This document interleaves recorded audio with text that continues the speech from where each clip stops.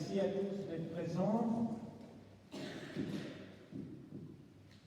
Nous avons le Coran, vous allez avoir les signatures qui vont passer, je crois, et on va désigner notre secrétaire de séance. Donc je vais proposer le secrétaire de séance pour cette séance. C'est Evelyne qui est secrétaire de séance. Evelyne, pas de problème? Si personne ne se présente contre Evelyne, elle est l'unanimité. Donc je vous remercie pour elle. Donc je propose, après avoir désigné le secrétaire de séance, je vous rappelle que nous avons donc des pouvoirs. Nous avons reçu le pouvoir de Sana, qui a donné pouvoir à Evelyne. Nous avons le pouvoir de Marc, qui a donné pouvoir à Sophie. Et nous avons Eric, qui m'a donné pouvoir, puisque tous les deux, ils sont sur la route ce soir, ils rentrent de vacances.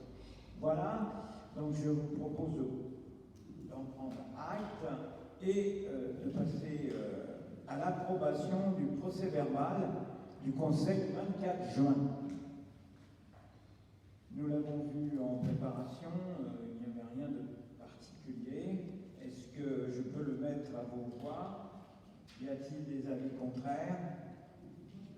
Oui, Sophie qui nous avait dit. Donc il y a une abstention de Sophie, vous dites ça. Pour le pouvoir, tu votes. Abstention aussi pour le pouvoir? Ok, d'accord. Donc 2 abstentions, Marc et Sophie, qui n'étaient pas présents pour Marc. Y a-t-il. Il n'y a pas d'autres. Non, c'est bon. Donc il est adopté à la majorité. Je vous remercie. Le premier point de l'ordre du jour concerne la provision de créances douteuses. Henri va vous rapporter tout ça. C'est mécanique. On le voit généralement lors des séances une fois par an. À toi. Bonsoir à tous. Donc c'est le point 2021-58 concernant les provisions sur les créances douteuses. Alors, comme vous savez, on a des titres auxquels on n'arrive pas à recouvrer et on se doit de les provisionner, ces créances, basées sur une méthode de calcul dans lequel vous l'avez en bas du document et ça donne un montant qui sera transmis à la trésorerie. Donc on doit faire une délibération pour dire qu'on va provisionner et comme ça, au prochain conseil, on aura le montant à provisionner. Et ça sera bien entendu vu avec la trésorerie entre-temps. Donc voilà, je vais passer à la lecture. Donc la constitution de provision comptable est une dépense obligatoire. Son champ d'application est précisé à l'article R2321-2 du Code général des collectivités territoriales, CGCT, qui précise qu'une provision doit être constituée par délibération de l'Assemblée délibérante dans le cas suivant. Dès l'ouverture d'un contentieux en première instance contre la commune, une provision est constituée à hauteur du montant estimé par la commune de la charge qui pourrait en résulter en fonction du risque financier encouru. Dès l'ouverture d'une procédure collective prévue au livre 6 du Code de commerce, concerne les garanties d'emprunt, les prêts, les créances, les avances de trésorerie et les participations de capital accordées par la commune à l'organisme faisant l'objet d'une telle procédure. Enfin, lorsque le recouvrement des restes à recouvrer sur compte de tiers est compromis malgré les diligences faites par le comptable public. Sur le principe de la sincérité budgétaire, de la transparence des comptes et de leur fiabilité, il est donc proposé d'adopter une méthode de calcul des dotations en provision des créances douteuses. La méthode consiste à prendre en compte l'ancienneté de la créance dès lors que les créances non réglées ont fait l'objet d'une procédure de contentieux par le comptable sans résultat probant, le risque d'irrecouvrabilité s'accroît avec le temps. Donc, comme je vous ai dit, il y a une méthode sur au moins 5 ans. Donc, vu le Code général des collectivités territoriales, vu l'instruction budgétaire des comptables M14, on considérant l'obligation de constituer une provision pour créance douteuse, il est nécessaire d'opter pour une méthode de calcul des dotations aux provisions pour dépréciation des actifs circulants. Considérant que les crédits seront inscrits au compte 6817, dotation aux provisions pour dépréciation des actifs circulants. D'adopter la méthode de calcul présentée ci-dessus, que les dotations sur le compte 6817 seront ouvertes annuellement et que le maire et son représentant de véhiculation représente délibération. Je te remercie, Henri. Vous avez compris, j'en rajouterai pas. Hein. Je demanderai à chacun, quand vous parlez les uns derrière les autres avec le micro, de bien vous approcher du micro parce que on enregistre. Donc il faut absolument que ça soit clair et donc coller au menton. Et la deuxième des choses, de ne pas parler trop vite et de bien articuler, hein, parce que sinon on ne comprend pas de manière claire à l'enregistrement. Voilà, c'est tout. Donc je mets la délibération à vote. Y a-t-il des avis contraires? Des abstentions? Donc c'est adopté à l'unanimité, merci. Henri, vous allez voir, c'est dans la coulée. Je vais présenter le point numéro 2. Il s'agit des admissions en non-valeur de créances irrécouvrables. Oui, c'est le point 2021-59, admission en non-valeur de créances irrécouvrables. Donc, comme tous les ans, nous avons des titres qu'on n'arrive pas à recouvrer, soit parce qu'ils sont en dessus du montant recouvrable qui est de 30 €, et après plusieurs relances par la trésor public et autres. Bon, au final, on a des montants pour lesquels on doit mettre en perte irrécouvrable. Donc voilà, j'informe les membres présents du courrier de Madame Tamic, trésorière de la commune, demandant l'admission en non-valeur de créances irrécouvrables pour un montant total de 1683,84. Alors, ce montant, il est composé de la créance de 106,20 € et le solde correspond à toutes les dépenses qui ont été faites par les huissiers, par les relances, par les courriers, enfin, les diverses procédures qui ont été faites pour récupérer la créance. Donc, il s'agit des titres émis en 2013, 2015, 2016, 2017 et 2018 concernant l'accueil périscolaire, extrascolaire, la restauration scolaire. Pour mémoire, la demande d'admission en non-valeur est émise dès lors qu'il apparaît que malgré toutes les diligences menées par le comptable, il ne peut pas en obtenir le recouvrement ou bien parce que le montant à recouvrer est inférieur au seuil de poursuite de 30 €. Il est précisé que cette décision n'éteint pas la dette de redevable. Le titre émis garde son caractère exécutoire. Le recouvrement reste possible s'il apparaît que le débiteur est en meilleure fortune. Cette décision d'admission en non-valeur fera l'objet d'un mandat en compte 6541, créance admise en non-valeur. Il est proposé d'admettre en non-valeur les titres 263, 496, 531, 441, 342, 185, 281, 539, 214, pour un montant total de 106,20 € pour un montant inférieur au seuil de poursuite. Les titres numéro 495, 255, 626, 105, 264, 265, 172, 536, 515, 102, 538, 531, 180, 296, 295, 293, 294, 108, 136, 179, 484, 482 et 611 pour combinaison infructueuse d'actes.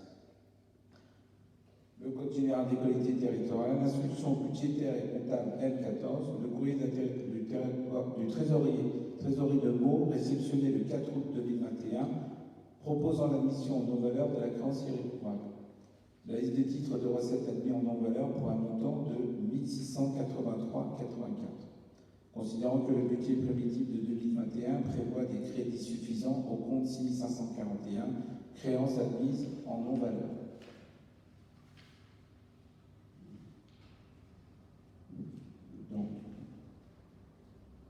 Merci Henri.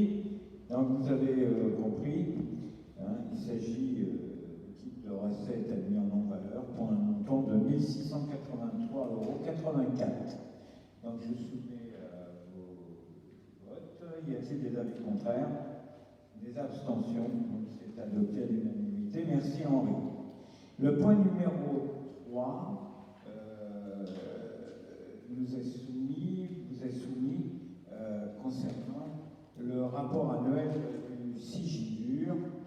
Arnaud, tu peux nous présenter tout ça, s'il te plaît? Alors, point 2021-60, de prendre acte du rapport d'activité 2020 du Sigidur. Bon, je ne vous rappelle pas ce que c'est que le Sigidur, en gros, donc c'est le syndicat qui s'occupe de l'enlèvement et du traitement des déchets. Donc les gros faits marquants pour 2020, c'est le changement suite aux élections municipales du renouvellement du syndicat, dont M. Géniès, maire de Crécy, était élu président. Donc pour rappel, le comité syndical est composé de 52 élus représentant 3 communautés, Roissy Pays de France, Plaine-Vallée et Clermont Pays de France, 12 membres du bureau syndical et 12 vice-présidents. L'effet marquant sur 2020, c'est bien sûr la période Covid, donc impact sur le service de collecte, bien sûr, surtout au niveau du tri sélectif et des encombrants, car les ordures ménagères sont passées en premier, on comprend bien. Fermeture des déchetteries, puis réouverture progressive par flux. Fermeture du centre de tri pendant 3 semaines, notamment dû à un incendie. Suspension des animations scolaires, communication intense mise en place de mars à juin. Donc après, vous avez le début de chantier de rénovation du bâtiment, opération de renouvellement des bacs de sensibilisation, mise en place de nouvelles bêtes de déchets, d'éléments d'ameublement, et la collecte des livres. En info, 60 000 livres ont été déposés dans les 6 déchetteries du territoire. Les projets en cours, donc l'économie circulaire, programme local de prévention des déchets ménagers assimilés, études biodéchets.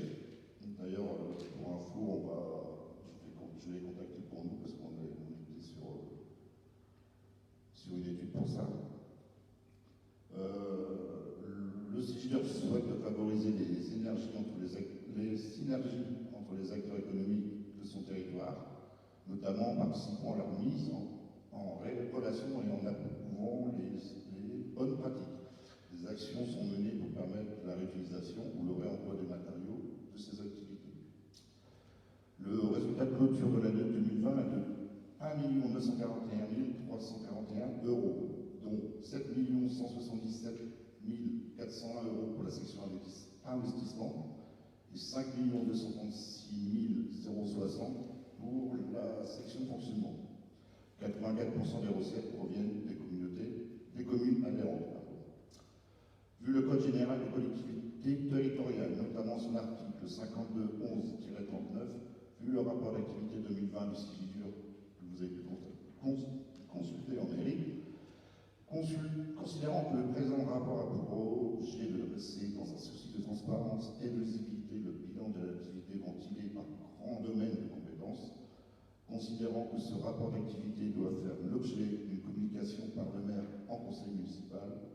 Donc, après d'en avoir délibéré, je vous demande de prendre acte du rapport d'activité 2020 du Sigidur. Merci Arnaud. Donc, je vous propose, si vous en êtes d'accord, vous avez, je le rappelle à chaque fois, ces rapports sont consultables en mairie, ce sont des documents importants qu'on ne reproduit pas parce qu'on fait des économies de papier, vous avez bien compris, et de photocopies. Par contre, bien évidemment, vous pouvez les consulter. Jennifer les tient au chaud chaque fois pour vous permettre de les consulter si vous le souhaitez. Ah, vous l'avez eu par mail, alors c'est encore mieux. Voilà, vous aviez la possibilité de le consulter sur le site. Donc je vous propose d'adopter le rapport qui nous a été soumis du bilan de l'année 2020 pour le Sigidur. Y a-t-il des avis contraires? Des abstentions? Donc c'est adopté à l'unanimité, merci. Concernant le point numéro 4, 2021-61, il s'agit d'une aide financière qui nous est proposée d'adopter pour aider la mission locale sur quelques travaux. sachant que les missions locales dans ce pays ont bien des difficultés à obtenir des fonds pour pouvoir rénover les bâtiments qui permettent d'accueillir notamment tous les demandeurs d'emploi, les jeunes, les moins jeunes, voilà. Donc un certain nombre de communes qui relèvent de cette mission locale, qui est à Mitry, ont versé leur envol pour essayer d'accompagner, je dirais, la rénovation des locaux de la mission locale. Donc j'ai, pour ma part, demandé qu'on nous envoie des éléments pour voir de quelle manière nous aussi, nous pouvions contribuer à, je dirais, au financement, non pas de tous les travaux, bien évidemment, mais des quelques travaux de rénovation nécessaires pour accueillir nos populations. Je rappelle que les Companais, sont accueillis sur cette mission locale à Mitry. Donc je vous propose, dans le cadre des devis qui nous ont été adressés, et notamment la rénovation des sols pour un montant de 14 632,50 €, et bien d'accompagner à travers une aide exceptionnelle la mission locale à hauteur de 1 000 € pour notre commune. Voilà. Y a-t-il des avis contraires, des abstentions? Donc, je vous propose de verser ces 1 000 € très rapidement, évidemment. Les crédits sont bien inscrits au budget pour permettre ce versement. Donc, c'est adopté à l'unanimité. Y a-t-il des avis contraires, des abstentions? Personne. C'est bon. Point numéro 5, il s'agit de l'attribution, là encore on est dans le point 21-62, il s'agit d'attribuer des subventions à divers organismes pour des raisons particulières, évidemment, de circonstances. Nelly Stadtwald.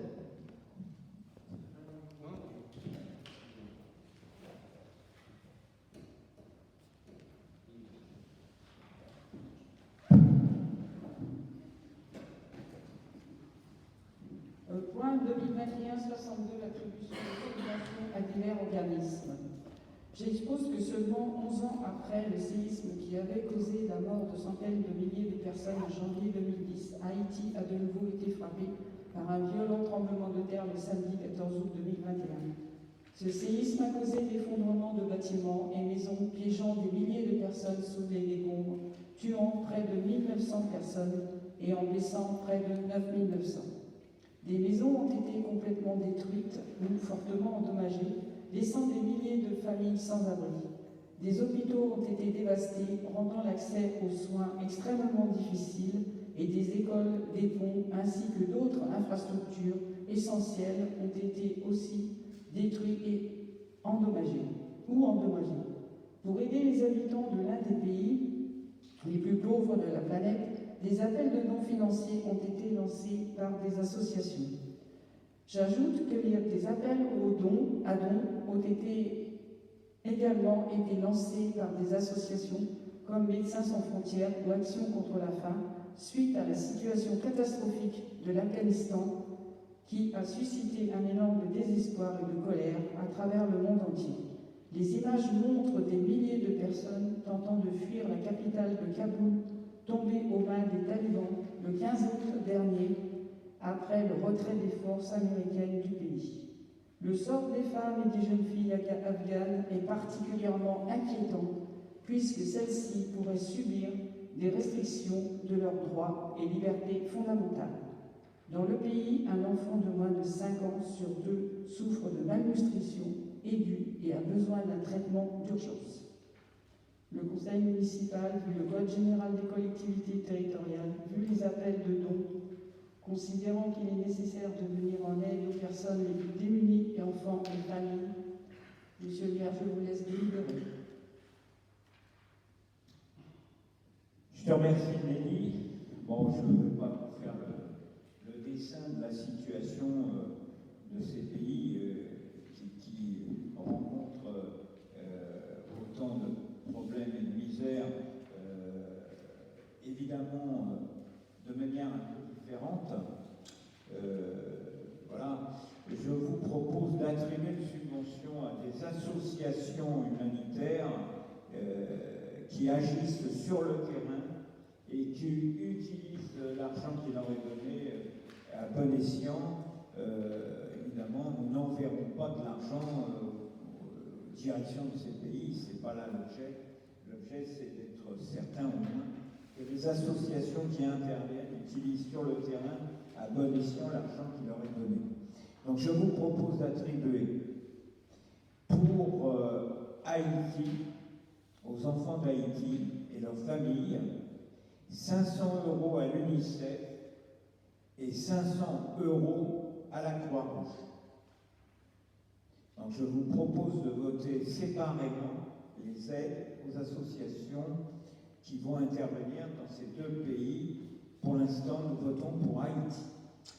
Donc je vous propose, je rappelle, 500 € à l'UNICEF et 500 € à la Croix-Rouge pour intervenir à Haïti. Y a-t-il des avis contraires? Des abstentions? Donc c'est adopté à l'unanimité, merci. Concernant le drame qui se poursuit en Afghanistan, et pour l'instant présent, puisque évidemment nous sommes à l'écoute et à l'observation de la situation qui risque évidemment d'évoluer, malheureusement, je crains beaucoup dans ce pays, notamment pour les femmes en général, mais pas que. Je vous propose pour l'instant d'attribuer 500 € à l'association Action contre la faim et 500 € à Médecins sans frontières afin de venir en aide aux personnes, évidemment, les plus vulnérables en Afghanistan. Y a-t-il des avis contraires? Donc, une, Bruno Angevin. Y a-t-il des abstentions? Non. Donc, c'est adopté à la majorité. Voilà. Là, c'est 500 € pour chaque association. Oui, évidemment. Tu n'as pas fait un choix d'association. Les deux. D'accord. J'avais cru comprendre ça lors de la préparation. Point numéro 6. Il s'agit là. Alors évidemment, je rappelle pour ceux qui ont des pouvoirs que si vous voulez scinder un vote de pouvoir, vous me le faites remarquer, parce que sinon je compte vote pour les deux votes exprimés. Ok? Point numéro 6, le point 2163. Il s'agit de l'indemnisation des dégâts causés aux récoltes et au sol suite aux intempéries ayant eu lieu les 13 et 15 juillet 2021 lors de l'organisation de notre feu d'artifice. Vous savez tous, je n'ai pas besoin de vous le rappeler, cette année nous avons réalisé un feu d'artifice dans les pires conditions atmosphériques. Nous n'avons jamais eu autant d'eau, d'ailleurs c'est bien la première fois depuis que je suis élu qu'on a été obligé de suspendre le feu d'artifice prévu le 13 juillet et de le reporter quelques jours après, exactement le 15, parce que pour des raisons liées à l'utilisation des artifices qui ne pouvaient pas être prolongés plus que 2 jours au peine de les perdre définitivement. Donc nous avons dû nous résoudre à faire le 15 juillet et pour ce faire, nous avons dû emprunter évidemment les champs dans les pires conditions. Donc pour les champs, certains étaient en culture fourragère et donc les agriculteurs qui se sont retrouvés avec des pertes agricoles et des saillies nous ont demandé au moins une indemnisation de remise en état des terrains. Pour ce faire, il existe des tableaux qui sont officiels et qui permettent de qualifier en fonction des cultures et des dégâts causés la remise en état. Donc nous nous sommes appuyés sur ces tableaux qui sont référencés et nous sommes tombés d'accord avec eux pour indemniser à hauteur de ce que je vais vous présenter. Donc la désinstallation du fait de la réinstallation pour le 15, je l'ai dit, ont donc conduit à ce qu'on passe 2 fois sur les mêmes terres avec des ornières. On a essayé d'utiliser les mêmes, mais elles se sont creusées et ça n'a pas été facile. Donc ces ornières, on a pris le principe d'ornières de 10 à 30 cm sur les terres agricoles traversées par des engins municipaux pour la mise en place du feu. Sur 1900 mètres carrés, sur les terres exploitées par M. Piot-Antoine, d'accord, soit sur la parcelle 281A, 6 au Petit Marin, et sur 600 mètres carrés sur les terres appartenant à M. Laurent Caquer, soit la parcelle 282A, 6 au Petit Marin. Il convient donc d'indemniser les 2 agriculteurs. Cette indemnisation doit donc se faire, comme je l'ai dit, sur le barème d'indemnisation régionale 2021. Je vais y revenir.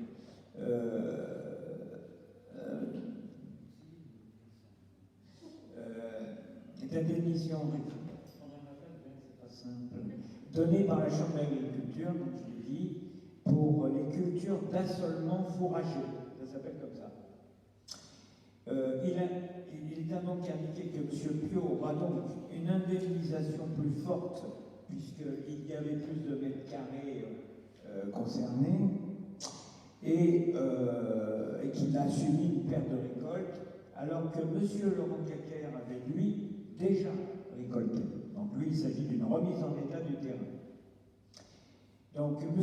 Piot aura donc 0,2600 euros au mètre carré, 0,26 au mètre carré pour les pertes sur récolte, et 0,1094 au mètre carré pour la reconstitution physique et chimique du sol, 0,2966 euros au mètre carré pour le déficit sur la récolte suivante, et 0,0468 au mètre carré pour trouble de jouissance, soit 0,71 euros d'indemnité au mètre carré.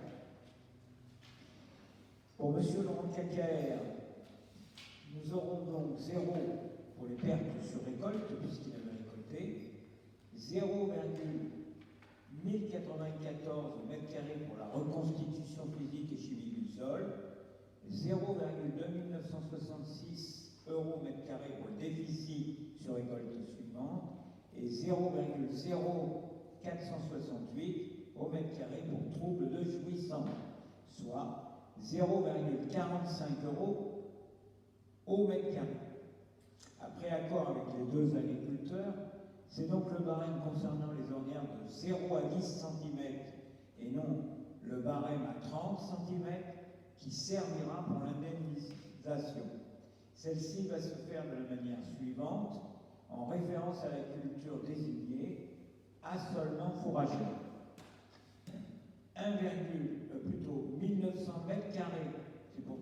Piot-Antoine, multiplié par 0,71, soit 1349, multiplié par point, soit 1349 euros pour la SCEA Piot-Antoine, et pour les 600 mètres carrés à 0,45 euros pour M. Laurent Caquer et la SCEA, 270 euros. Voilà ce qui vous est proposé donc d'adopter. On va voter séparément. On va voter, si vous le voulez bien, donc pour M. Piot-Antoine, 1349 euros et pour Laurent Caquer, 270 euros. Donc, pour M. Piot-Antoine, 1349 euros. Qui est contre? Qui s'abstient? Personne, donc c'est adopté à l'unanimité. Pour Laurent Caquer, 270 euros. Qui est contre? Qui s'abstient? Donc c'est adopté à l'unanimité. Merci. Le paiement sera donc bien effectué auprès des 2 SCEA concernés, parce que chacun ont une société civile différente.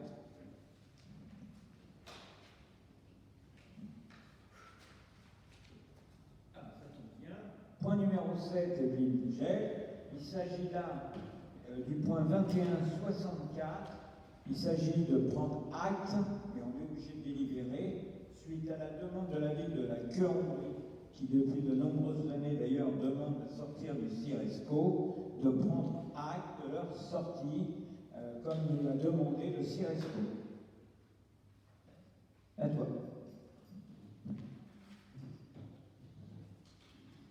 Alors, la commune de la Queue-en-Brie a décidé lors de son conseil municipal du 17 mai 2021 de solliciter sa sortie du syndicat international intercommunal pour la restauration scolaire.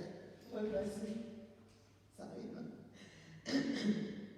Alors, le comité syndical a délibéré favorablement lors de sa séance du 28 juin 2021 pour accepter le principe de cette demande de retrait de la commune de la Queue-en-Brie. Donc le comité syndical a décidé de notifier sa délibération aux communes membres du CIRESCO en vue qu'elles émettent un avis formel sur la sortie envisagée du syndicat. Aussi, il convient de recueillir l'accord des conseils municipaux des villes membres, en sachant que dans le cadre de la procédure officielle de retrait, les villes ont 3 mois à compter de la notification de délibération du comité syndical CIRESCO pour se prononcer officiellement, soit avant le 13 octobre 2021, dernier délai.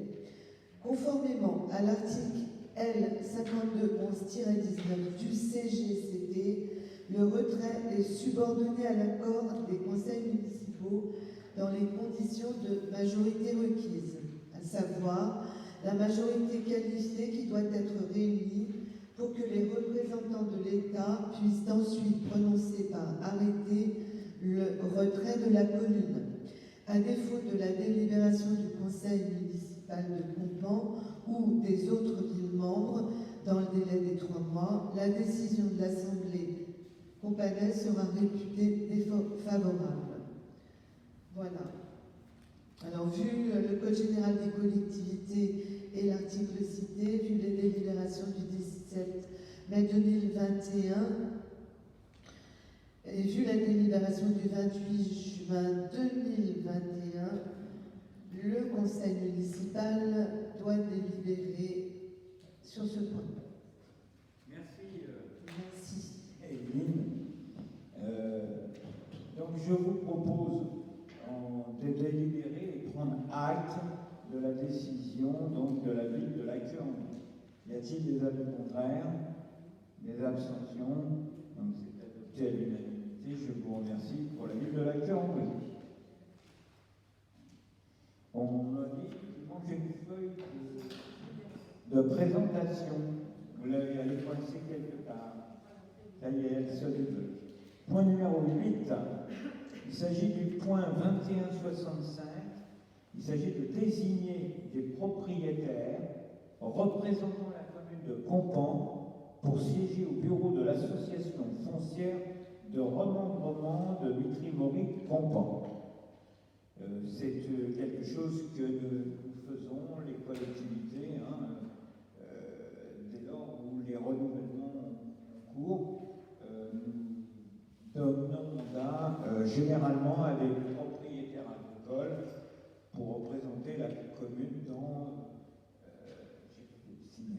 dans cette instance.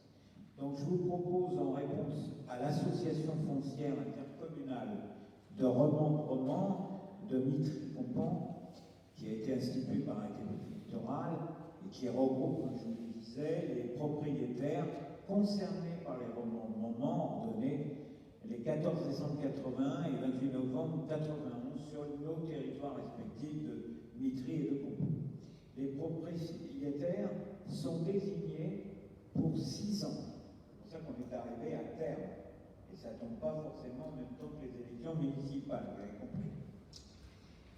À l'expiration de ce mandat, le président de l'association en exercice saisit le président de la Chambre d'agriculture, puis les conseils municipaux, c'est notre cas, en vue de renouveler les membres du bureau et donc d'installer le nouveau bureau qui procède alors à l'élection du président et du vice-président. Le bureau comprend des membres à voix délibérative et des membres à voix consultative. Pour les membres à voix délibérative, il y a le maire ou son conseiller municipal désigné par lui, les 4 propriétaires désignés par la Chambre d'agriculture, parmi les membres de l'AFR, 4 propriétaires désignés par les délibérations des conseils municipaux, parmi les membres de l'AFR, 2 pour Mitry, 2 pour Compan, et un délégué du directeur départemental. Voilà. Pour les membres à voix consultative, l'organisme qui apporte une subvention d'équipement au moins égale à 15% du montant des travaux, pourcentage calculé en fonction de l'intégralité du coût des travaux et de l'intégralité de la subvention accordée, participe à sa demande aux réunions du bureau. Toute personne dont il est nécessaire de provoquer la vie. Il est donc nécessaire de désigner un conseiller municipal pour être membre à voix délibérative si le maire ne souhaite pas siéger à la firme de propriétaire.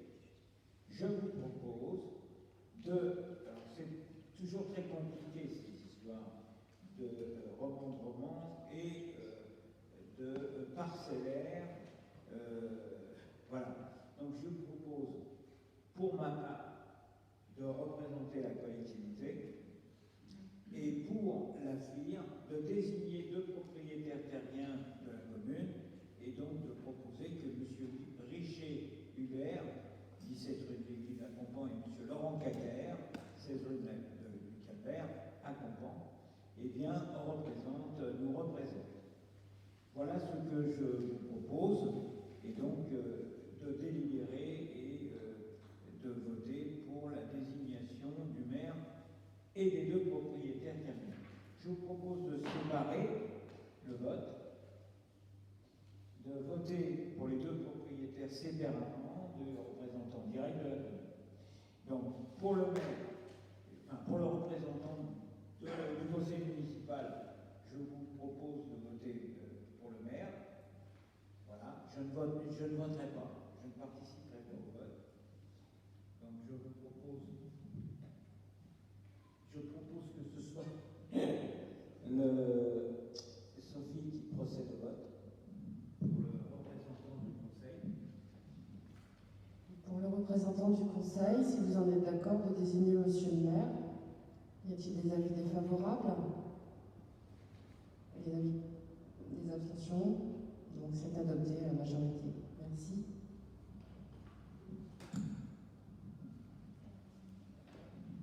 Et pour les représentants de désigner les 2 propriétaires terriens, je propose donc M. Richer et M. Cacaire. Y a-t-il des avis contraires? Des abstentions? Donc c'est adopté à l'unanimité. Je vous remercie.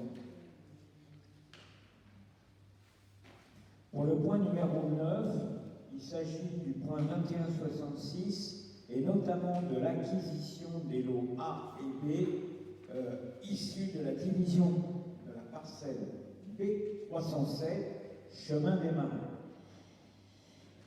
Donc, dans le cadre de... ce n'est pas nouveau, hein, cette délibération n'est pas nouvelle à celle que nous avons prise précédemment. Hein, elle est complémentaire avant de passer aux actes notariés. Dans le cadre de l'une des opérations de la commune de Compan, à savoir les démarches préalables à la vente de la parcelle communale cadastrée section B 237 située chemin des Marais, une anomalie compromettant l'opération a été mise à jour. S'en est aperçue en 2019. En effet, un empiètement sur le fonds voisin des occupants de la parcelle que la commune souhaite diviser a mis en attente la reconnaissance de ses limites. Afin de poursuivre cette opération, j'ai entrepris en ma qualité de maire des négociations avec le propriétaire du fonds voisin concerné par l'empiètement. Celles-ci ont eu pour objet de permettre à la commune de Compan de poursuivre le projet de division de son terrain, de stopper l'urbanisation spontanée dans cette zone naturelle, de préserver un fossé agricole existant tout en régularisant cette anomalie. Pour y parvenir, Il a été convenu avec le propriétaire de la parcelle voisine cadastrée section B307, subissant l'empiètement des occupants de la parcelle communale, que la commune de Compans se porterait acquéreur des lots A et B. Vous avez un plan qui vous a été remis de division, issu de la division de la dite parcelle, pour des superficies respectives de 272 et 329 mètres carrés, au prix de 11 494 euros. Le lot A serait revendu au même prix et dans les mêmes conditions aux occupants de la parcelle communale à l'origine de l'empiètement. Le lot B serait quant à lui conservé dans le patrimoine communal. Il serait planté afin de servir comme zone tampon entre l'espace occupé et l'espace naturel. Il permettrait également de préserver un fossé agricole permettant l'écoulement des eaux de ruissellement. Il est donc proposé au Conseil de délibérer sur l'acquisition des dix lots et de m'autoriser, ou mon représentant, à signer tous les documents relatifs à cette acquisition.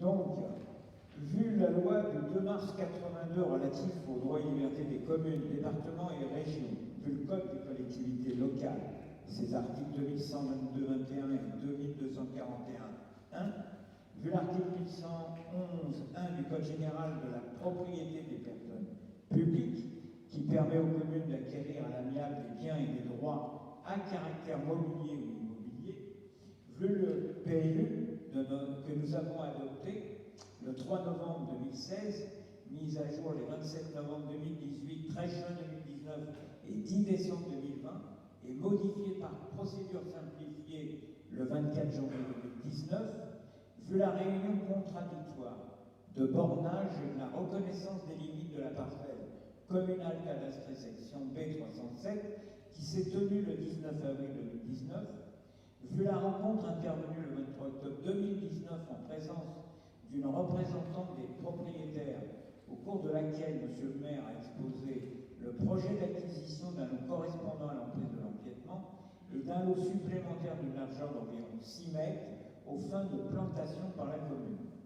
Vu le plan de division de la parcelle cadastrée, section B 307 faisant apparaître le lot A et le lot B d'une superficie respective de 272 et 329 mètres carrés, vu l'accord écrit du propriétaire en date du 5 novembre 2019 pour la cession du lot A à 35 € le mètre carré et du lot B à 6 € le mètre carré eu égard à l'usage des lots, considérons que ce projet vise à permettre à la commune de poursuivre son projet de division parcellaire, de stopper l'urbanisme spontané dans ce secteur par la plantation d'arbres, de régulariser cet empiètement et de préserver un fossé agricole, considérant que la commune a fait savoir aux propriétaires son souhait d'acquérir les 10 lots dans le cadre de la mise en œuvre de ce projet, considérant que le prix d'achat proposé s'élève à 11 494 € pour une superficie totale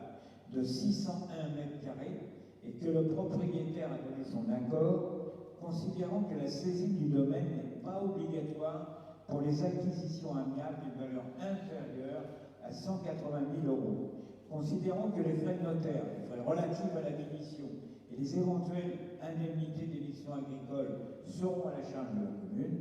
Après m'avoir délibéré, je vous propose de m'autoriser à acquérir les lots A et B issus de la division donc parcellaire cadastrée section B307 d'une superficie calculée de 601 mètres carrés au prix de 11 494 €. De m'autoriser à signer tous les documents relatifs à l'acquisition des lots A et B.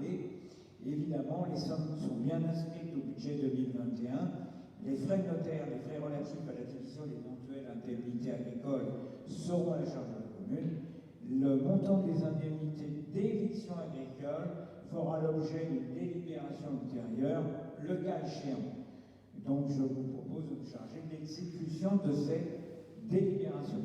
Je vous rappelle que cette question est très importante, puisqu'elle doit nous permettre de classer l'affaire une bonne fois pour toutes sur le domaine donc de du Grand Marais, dans le cadre des travaux que nous sommes en train de poursuivre et qui vont commencer au mois de novembre, il y a nécessité d'accélérer les choses pour pouvoir justement avoir les propriétaires pour qu'ils puissent s'engager dans le cadre des raccordements d'électricité et d'eau qui vont être à leur charge.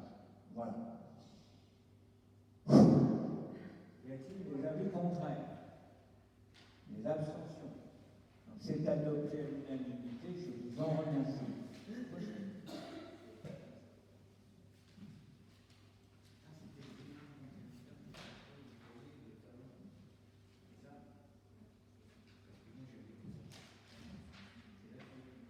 Vous me donnez tout en morceaux.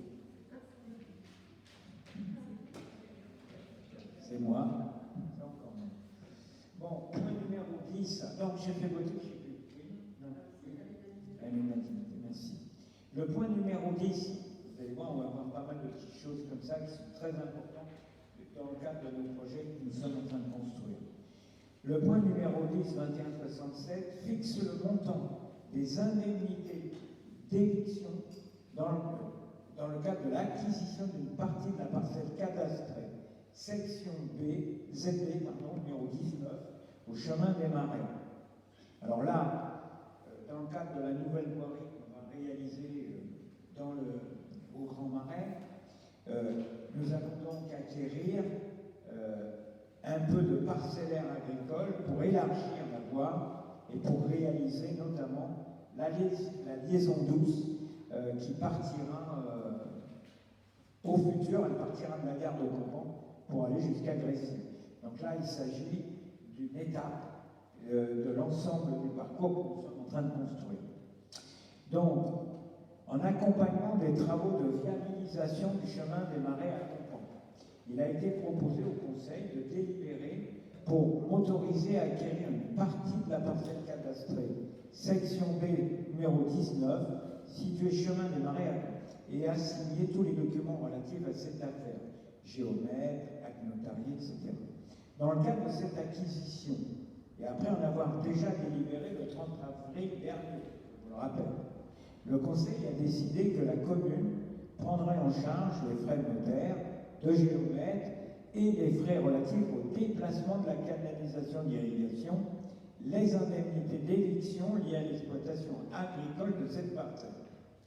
Après en avoir échangé avec l'exploitant de cette parcelle, il est donc proposé ce soir au Conseil de délibérer sur le montant de l'indemnité d'éviction agricole à lui verser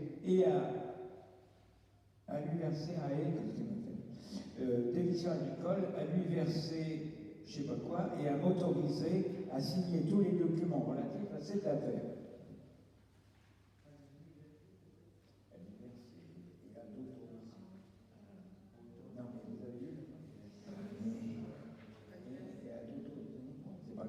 Le Conseil, donc, vu la loi du 2 mars 82, droit et liberté des communes, des parties.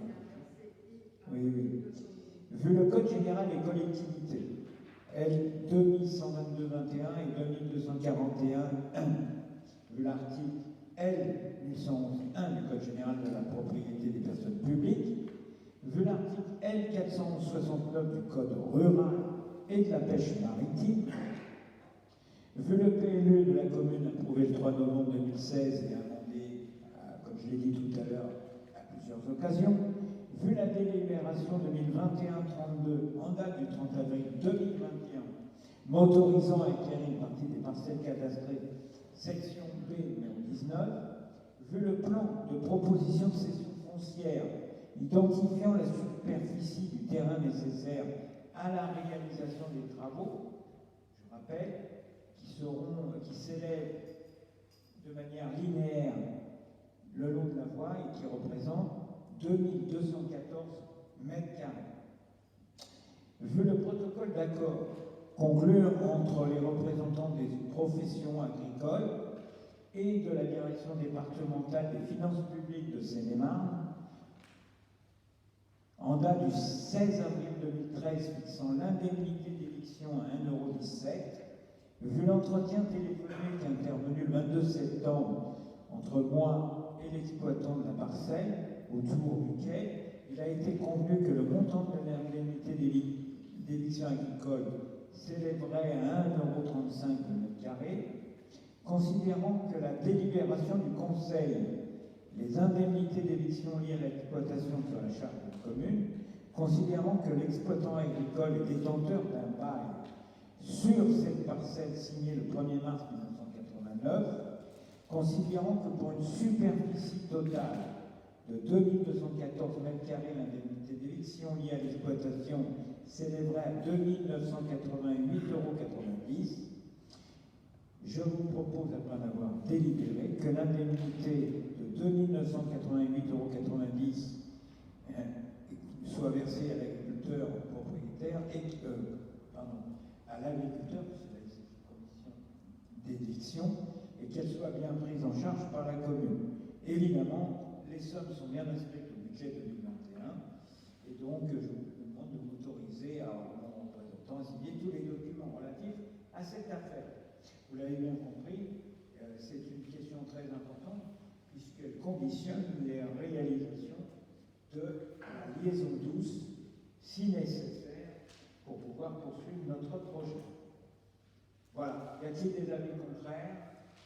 L'abstention, c'est adopté à l'unanimité. Je vous remercie. On va pouvoir continuer. D'ailleurs, je vous informe, pour avoir eu une réunion pas plus tard qu'hier avec notre chargé d'études, que les travaux de réalisation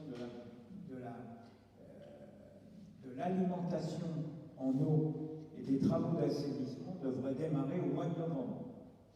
Et que les travaux de réalisation de la liaison douce devraient commencer à démarrer début décembre.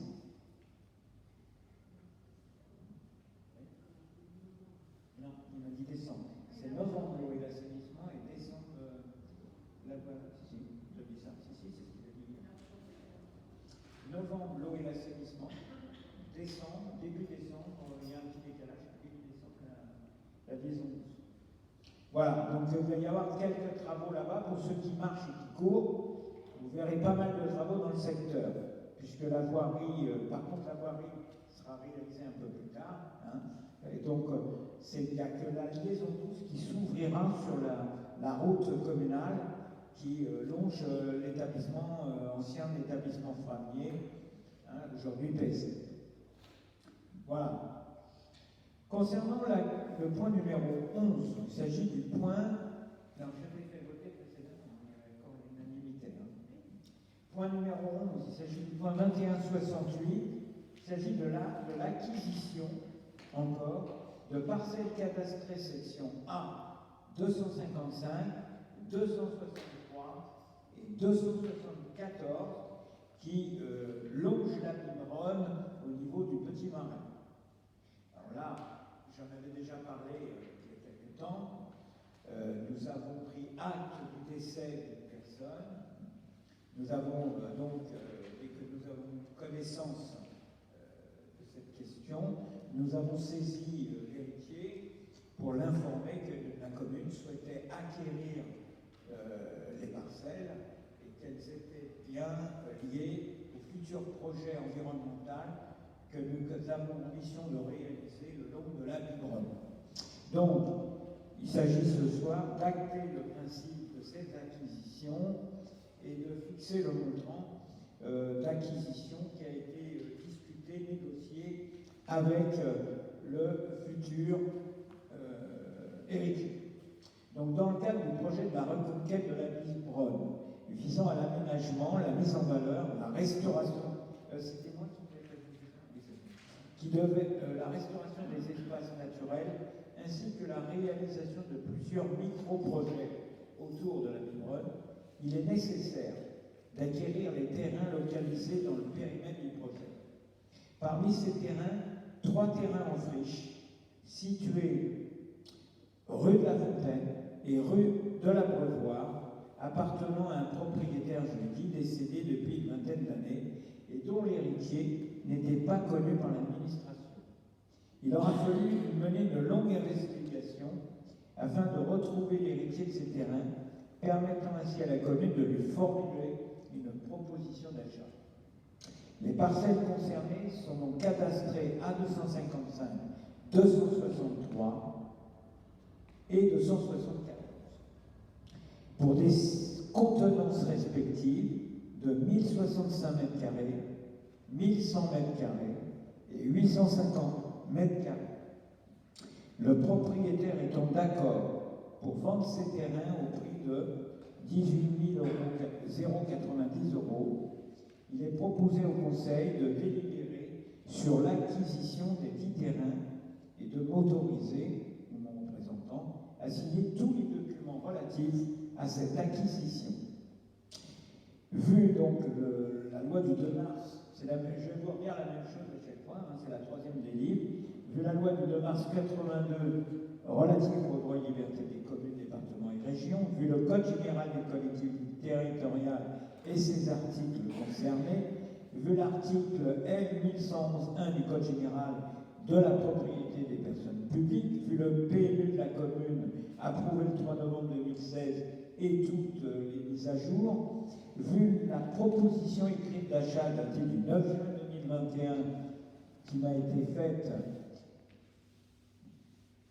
que j'ai fait aux propriétaires concernant les parcelles concernées, d'une superficie totale cumulée de 3015 mètres carrés au prix de 18 090 €, vu l'accord écrit du propriétaire en date du 16 juin 2021 concernant la vente des parcelles subdivisées au prix proposé, considérant que le projet de reconquête de la Vibrogne vise à l'aménagement, la mise en valeur et la préservation du secteur, considérant que la commune a fait savoir au propriétaire son souhait d'acquérir les 10 parcelles dans le cadre de la mise en œuvre de son projet, considérant que le prix d'achat s'élève à 18 090 € pour une superficie de 3015 mètres carrés, que le propriétaire a donné accord, considérant que la saisine des domaines n'est pas obligatoire pour les acquisitions amiables d'une valeur inférieure à 180 000 €, considérant que les frais de notaire et les éventuels impayés d'impôts fonciers seront à la charge de la commune. Après en avoir délibéré, je vous propose de m'autoriser, mon représentant, à acquérir les parcelles concernées, cumulées à 3015 mètres carrés au prix de 18 090 €, m'autoriser, ou mon représentant, à signer tous les documents relatifs à l'acquisition de ces parcelles. Évidemment, vous le savez, les budgets sont bien inscrits pour le faire au budget 2021. Les frais de notaire et les éventuels impayés de la personne décédée sont à la charge de la commune. Voilà ce qui vous est proposé. En acquérant ces 3 nouvelles parcelles, nous allons pouvoir démarrer notre projet sans attendre l'acquisition d'autres parcelles qui sont aussi rendues nécessaires. Mais nous en discuterons dans le cadre du budget 2022. Déjà, pour l'instant, je vous propose d'acquérir ces 3 parcelles. Y a-t-il des avis contraires? Des abstentions? Donc c'est adopté à l'unanimité. Je vous remercie. Le point numéro 12, 2021-69, vous demande d'émettre un avis sur l'actualisation du classement sonore des infrastructures ferroviaires en Seine-et-Marne. Je rappelle que nous avons donc reçu une demande d'avis de la SNCF sur le classement sonore des infrastructures ferroviaires en Seine-et-Marne. Conformément aux articles du Code de l'environnement concerné, les infrastructures transport terrestre font maintenant l'objet d'un classement sonore. En fonction de leurs caractéristiques sonores, évidemment, mais aussi du trafic, que ce soit du trafic voyageur ou du trafic de fret. Vous savez bien que le trafic de fret est encore plus gros. Les voies et lignes concernées sont les suivantes. Voies routières dont le trafic journalier moyen annuel prévu dans l'étude d'impact du projet d'infrastructure est supérieur à 5 000 véhicules jour. Les lignes ferroviaires interurbaines sur un trafic journalier moyen supérieur à 50 trains. Lignes en site propre de transport en commun et les lignes ferroviaires urbaines dont le trafic journalier moyen est supérieur à 100 autobus ou trains. Les niveaux sonores seraient évalués à des points de référence situés à hauteur de 5 mètres au-dessus du plan de roulement et à une distance de 10 mètres de l'infrastructure pour les points en tissu ouvert. Sur la base de ce classement sont déterminés les secteurs situés au voisinage de ces infrastructures, les niveaux de nuisance sonore à prendre en compte pour la construction de bâtiments et enfin les prescriptions techniques de nature à les réduire.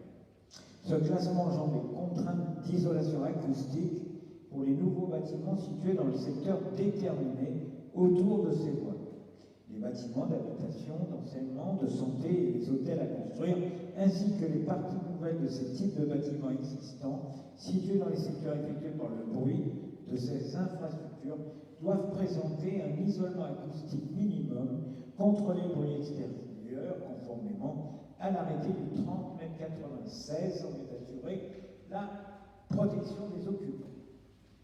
Les secteurs ainsi déterminés, les prescriptions relatives aux caractéristiques acoustiques sont reportées dans le PLU des communes concernées. Les périmètres de ces secteurs doivent être indiqués à titre d'information sur un document graphique figurant dans les annexes du PLU. Tout nouveau propriétaire, tout nouveau constructeur doit en être en possession. En Seine-et-Marne, les arrêtés ont été pris en 99, 2000 et 2001 pour classer en 5 catégories les infrastructures routières de transport terrestre, englobant les voies routières, mais aussi voies ferroviaires. Une actualisation de ces classements est donc maintenant à effectuer. Les gestionnaires des réseaux ferrés, RATP et SNCF Réseau, ont donc mené des études acoustiques et proposé de nouveaux classements fondés sur les trafics actuels et les prévisions de trafic à l'horizon 2040. Vous voyez que le CDG Express en fera partie. Pour la plus grande partie du département, les prévisions d'évolution du trafic sur lesquelles sont basés en partie les classements sonores arrêtés en 1999 et 2001 n'ont pas été atteints, notamment pour le fret, principale source de nuisances sonores nocturnes. De plus, les évolutions des matériels roulants pour le transport des passagers ont considérablement réduit les nuisances sonores générées par le passage des trains. Ainsi, il ressort de ces études une diminution quasi générale des nuisances sonores de référence du réseau ferré dans le département. En conséquence, à l'exception de la ligne LGV Est européenne, ligne 5000, et d'un tronçon de la future ligne 17 projetée par la Société du Grand Paris, qui n'apparaissent pas dans le précédent classement, la plupart des tronçons voient leur classement modifié de telle sorte que les emprises des secteurs affectés par le bruit se trouvent diminuées sur la plupart des communes impactées. Quelques communes gardent cependant leur largeur d'emprise antérieure. Donc vous avez pu le voir, l'arrêté préfectoral de l'axe SNCF d'Hierson a été classé en catégorie 2 à Compan. D'accord? C'est ce qui, sur une largeur de secteur affecté par le bruit, sur 250 mètres. La nouvelle proposition des voies ferrées sur la commune de Compan est une catégorie 3 de l'infrastructure avec une largeur de secteur affecté par le bruit à 100 mètres et non plus à 250 mètres. Il est donc demandé au Conseil de donner un avis sur l'actualisation du classement sonore des infrastructures ferroviaires et avant d'être approuvé par le préfet du département. Je vous propose de modifier certaines appréciations qui nous sont demandées. Donc c'est là où la délibération du Conseil est importante. Je vous rappelle que nous délibérons vu le Code de l'environnement et ses articles concernés, vu le Code de la construction et de l'habitat, pareil, en lien avec les articles concernés, vu le Code de l'urbanisme et ses articles R151-53, R153-18, vu l'arrêté relatif aux modalités des classements des infrastructures de transport terrestre et à l'isolement acoustique des bâtiments d'habitation dans les secteurs affectés par le bruit modifié à l'arrêté du 23 juillet 2013, vu l'arrêté du 25 avril 2003 relatif à la limitation du bruit dans les établissements de santé, Pareil pour la limitation du bruit dans les hôtels, ainsi que la limitation du bruit dans les établissements d'enseignement. Vu les arrêtés préfectoraux du département de Seine-et-Marne pris en 99, 2000 et 2001 relatifs au classement sonore des infrastructures terrestres et à l'isolation acoustique des bâtiments d'habitation dans les secteurs affectés par le bruit, vu le recensement des infrastructures devant faire l'objet de classement sonore, vu le projet d'arrêté préfectoral 2021 des SEPR 23 transmis pour avis le 30 juin 2021 et portant l'approbation du nouveau classement sonore des voies ferroviaires, RATP SNCF Réseau, vu le PNU de la commune de Compans approuvé le 3 novembre 2016, mise à jour depuis à plusieurs périodes, 2018, 2019, 2020, et modifié le 24 janvier 2019, considérant que le classement sonore des infrastructures gérées par le TAP et la SNCF Réseau en Seine-et-Marne a lieu d'être actualisé compte tenu des évolutions structurelles du réseau, considérant que le projet d'actualisation du classement sonore des voies ferroviaires et des secteurs affectés par le bruit prévoit de réduire la largeur du secteur affecté par le bruit en la faisant passer de 250 mètres à 100 mètres pour le tronçon de voie situé à Compans, considérant que l'infrastructure ferroviaire traversant la commune de Compans se situe en position de remblai au droit des habitations et qu'il n'existe aucun dispositif freinant la propagation du bruit.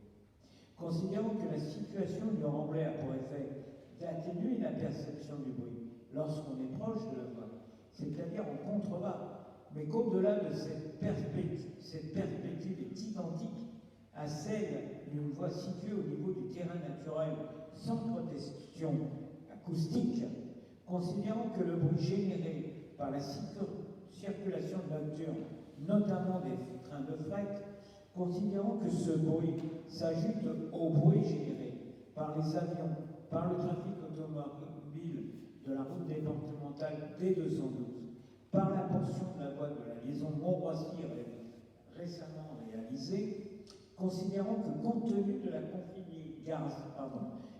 configuration des lieux, il convient de ne pas actualiser le classement sonore de l'infrastructure dénommé SNCF La Plaine à Garçon au droit de la partie agglomérée de la commune de Compans en vue d'assurer la protection des occupants. Donc je vous propose d'émettre un avis favorable au projet d'actualisation du classement sonore des infrastructures ferroviaires sous réserve que l'infrastructure dénommée SNCF La Plaine à Garçon soit maintenue en catégorie 2 pour la portion située dans la partie agglomérée de Compans. Voilà ce que je vous soumets aujourd'hui. C'était un peu long. Est-ce que tout le monde a bien compris l'avis que je vous propose d'émettre? Voilà. Donc nous n'approuvons pas le projet tel qu'il nous est proposé. Nous donnons un accord de principe sur l'ensemble du projet parce que nous ne le maîtrisons pas. Nous n'avons pas possibilité de donner des avis sur l'ensemble.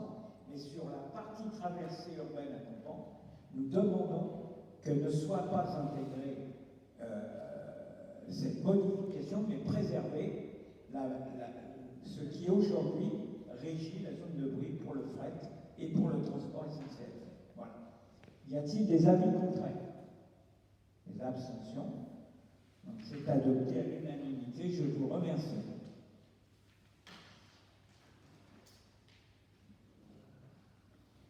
Concernant le... Alors, par contre, je souhaiterais, j'ai dû faire, Christine, que ce point qui va être soumis évidemment au contrôle de légalité, mais qu'il y ait un courrier qui soit adressé portant cette délibération contre nom auprès du préfet, afin de la poser, sinon j'ai peur que je ne sois pas lu, auprès de la SNCF et de la SNCF, la TAP n'est pas en cause, de manière SNCF Réseau, et qu'elle soit transmise, y compris pour connaissance à la communauté d'agglomération.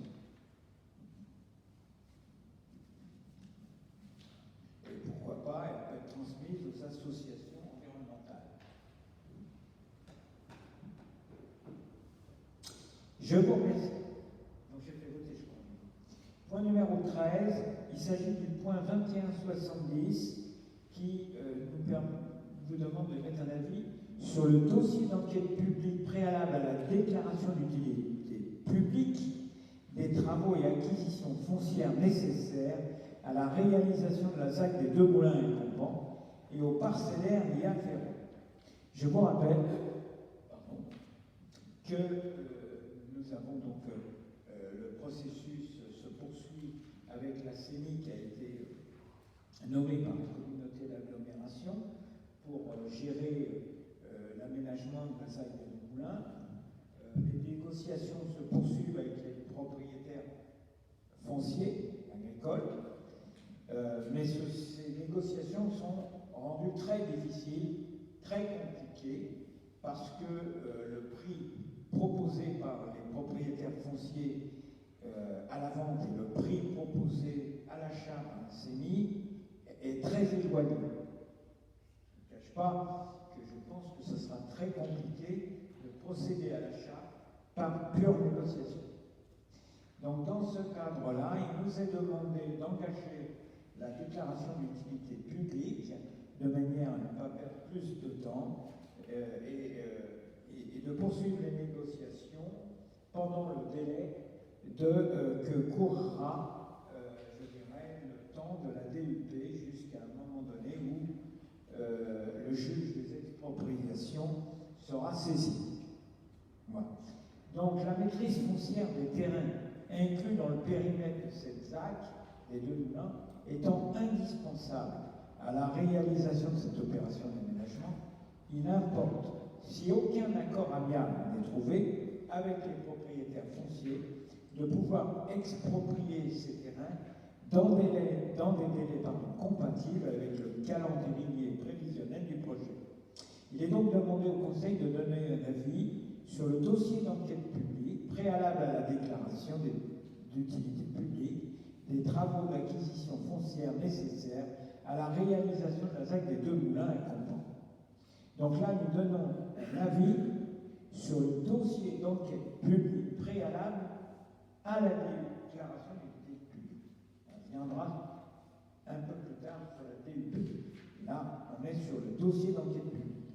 Donc, vu le code des collectivités, vu le code de l'environnement, le code des expropriations, et pour cause d'utilité publique, vu les statuts de la communauté d'agglomération Oise-Pays de France, vu le PLU de Compans, approuvé le 3 novembre et révisé et modifié, vu la délibération du conseil municipal de Compans du 6 novembre 2015, approuvant le bilan de la concertation pour la création de la ZAC des Deux Moulins, vu la délibération du conseil de Compans du 10 février 2017, approuvant le dossier de création de la ZAC des Deux Moulins, vu la délibération du conseil municipal du 23 novembre 2017, définissant l'intérêt communautaire en matière d'aménagement de l'espace communautaire, vu la délibération du conseil communautaire du 21 novembre 2019, désignant l'aménageur, approuvant et autorisant la signature du traité par la ZAC des Deux Moulins à Compans, vu le courrier de la préfecture de Seine-et-Marne en date du 21 septembre 2021, sollicitant l'avis du conseil municipal sur le dossier d'enquête publique préalable à la DUP, vu les dossiers d'enquête publique et d'enquête parcellaire préalables à la déclaration d'utilité publique et à l'arrêté de cessibilité du projet d'aménagement de la ZAC des Deux Moulins à Compans, considérant que la ZAC des Deux Moulins s'étend sur 11 hectares, et qu'elle a pour objet la création de 140 logements, 13 720 mètres carrés décomposés comme suit.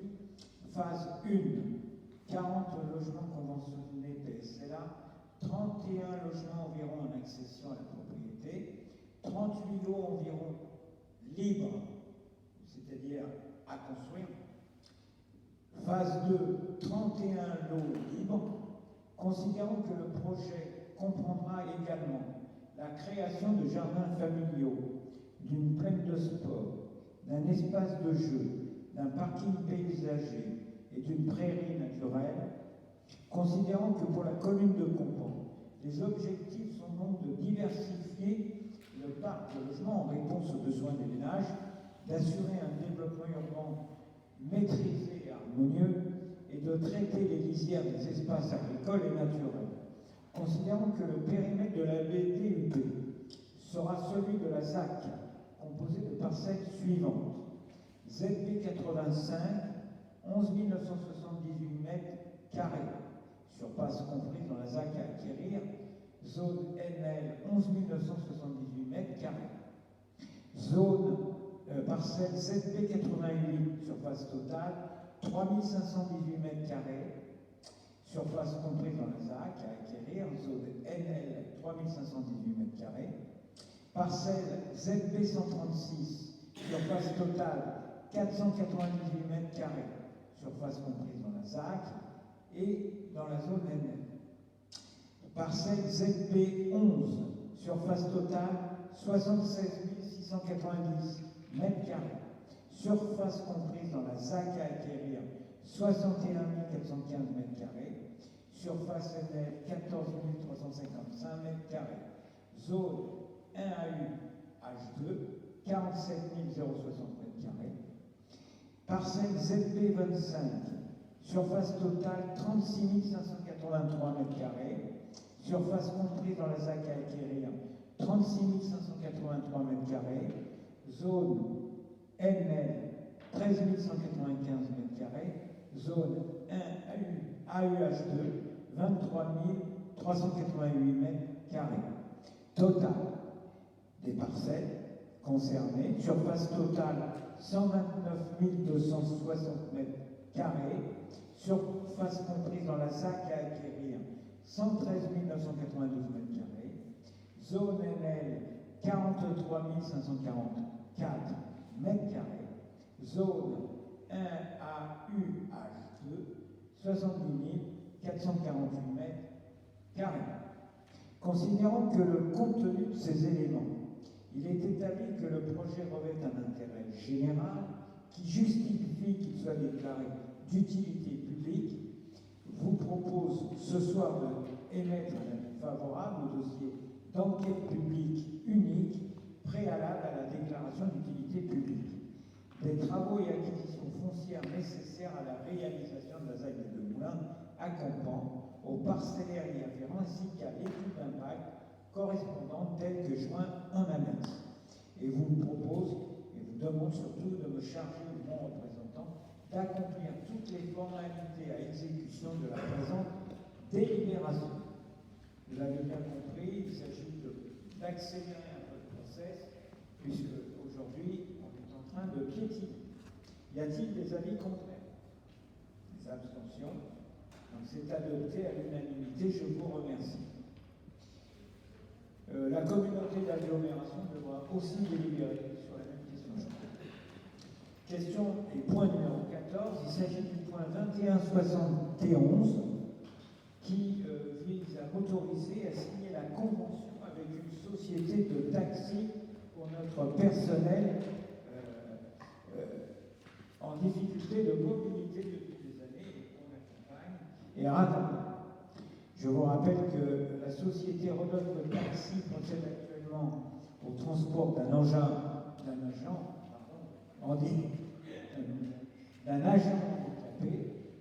reconnu par la FIPHFP, vous pouvez lire dedans ce que c'est, et ayant une validation reconnaissance de la qualité de travail handicapé.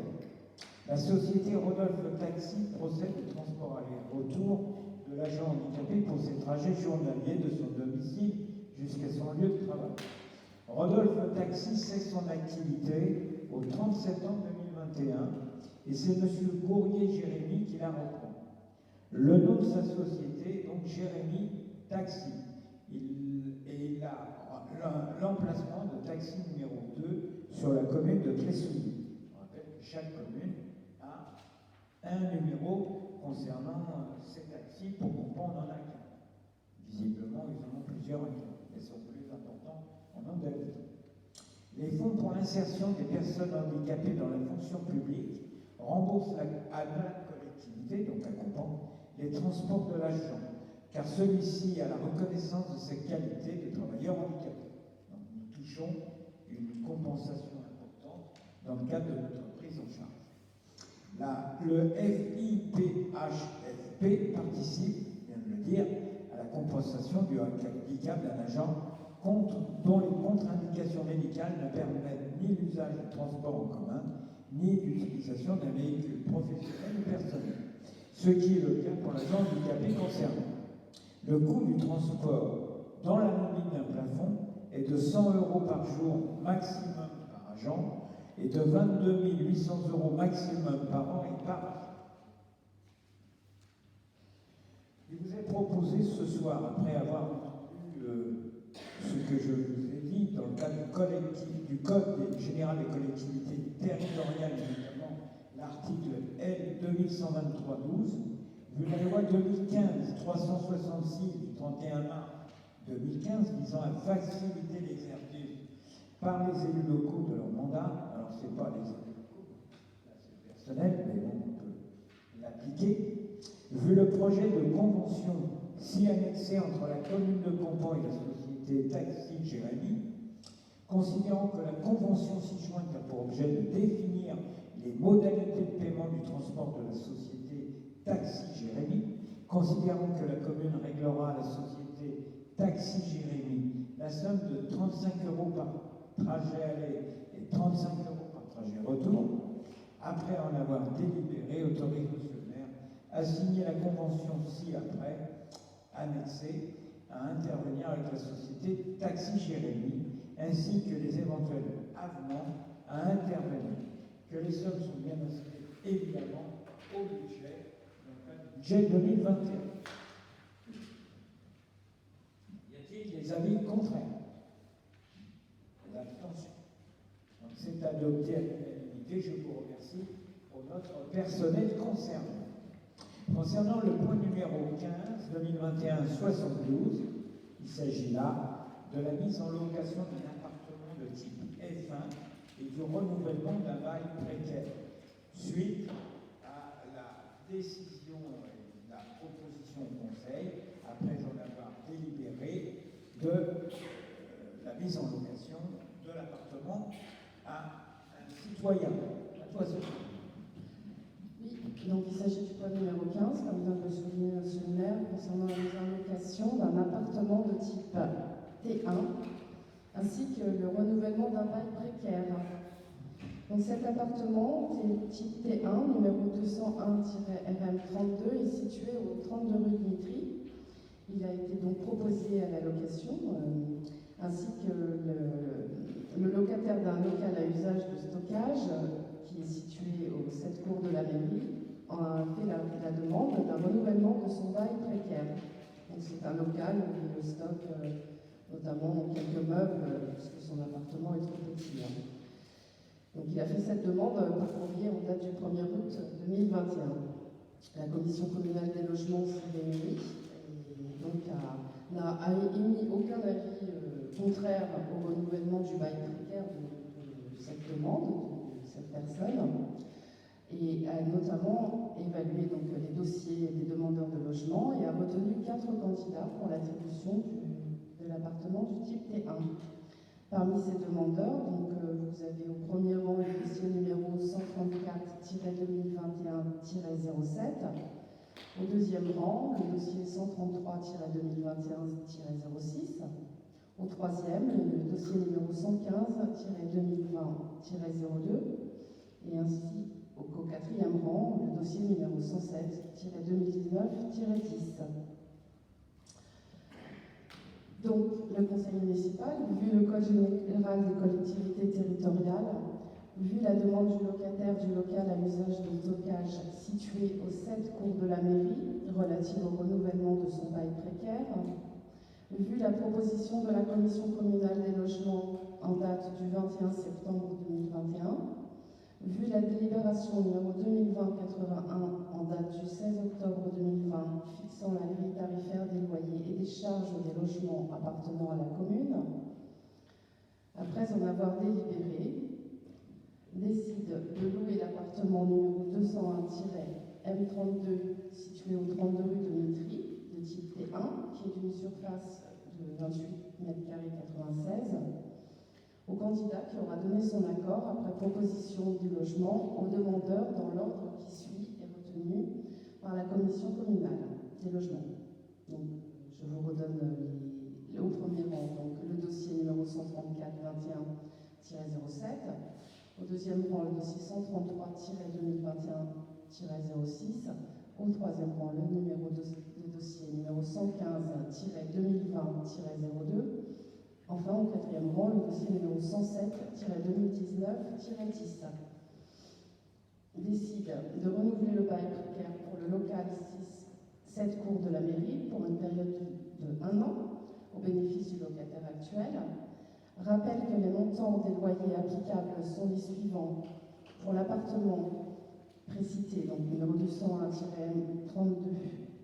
T1, est d'un montant de 224,44 € pour le loyer, plus les charges de 21,49 € mensuels. Le local, lui, donc cette cour de la mairie, est de 48,21 € par mois. Donc, nous rappelons que les montants des loyers sont révisés chaque année au 1er janvier, en fonction de l'indice de référence du 3e trimestre de l'année N-1 publié par l'INSEE.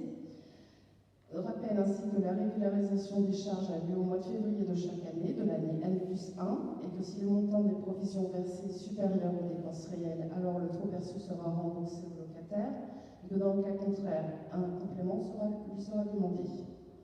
Autorise le maire à signer tout document afférent à ce dossier et charge le maire de l'exécution de la présente délibération. Je peux préciser une petite chose, c'est que l'appartement a été visité par la personne qui a été placée au premier rang et qui l'a donc accepté. Donc apparemment, si vous êtes d'accord bien sûr avec la délibération, cette personne prendrait le logement donc d'ici quelques temps.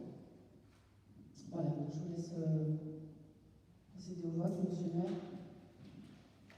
Donc je vous propose, suite à la présentation qu'en a faite Sophie, de procéder au vote. Moi, j'ai rien à rajouter. La commission a travaillé, elle a travaillé sur la base, évidemment, des règlements et de tout ce qui a été adopté, que nous avons adopté. Elle a travaillé en âme et conscience. Voilà, moi, je n'ai pas d'avis à donner. Je vous propose de retenir les propositions de la commission et de valider dans l'ordre qui vous sont proposés les dossiers au premier rang 134, au deuxième 133, au troisième rang le 115 et au quatrième rang le 107. Voilà. Y a-t-il des avis contraires? On est obligé de le passer au conseil puisque la commission travaille, elle fait le boulot, mais elle n'a pas c'est le conseil qui doit délibérer. Donc y a-t-il des avis contraires, des abstentions? Donc je vous remercie, c'est adopté à l'unanimité. Je crois que le 134 a été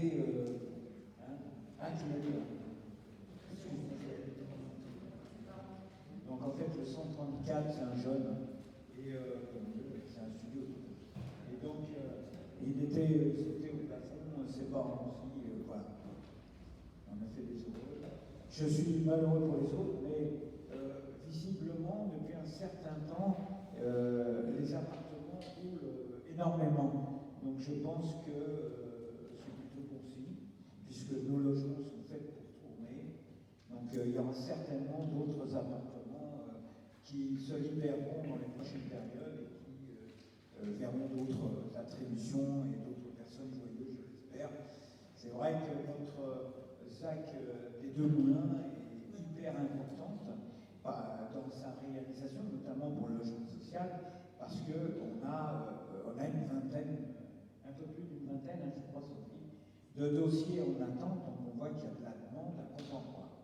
C'est aussi une des raisons pour lesquelles il faut faire des logements sociaux à Compenpoix. On ne peut pas faire de l'accession à la propriété. Voilà, donc j'ai fait voter, tout le monde est d'accord, il n'y a pas d'abstention, donc ça vote à l'unanimité, merci. J'ai écoulé, non, loin de là, qu'est-ce qu'il y a? Et où ils sont? Il n'y a plus de points. Je crois qu'il me reste un point. Donc, les décisions, je vous les donne. Il y en a eu beaucoup. Bon, remarquez, c'est normal. Je crois que c'est notre premier conseil depuis l'été. il s'est passé 3 mois. Donc il y a eu quelques décisions qu'il fallait prendre dans cette période de 3 mois. Donc la première, c'est la décision du 16 juin 2021, la décision numéro 20.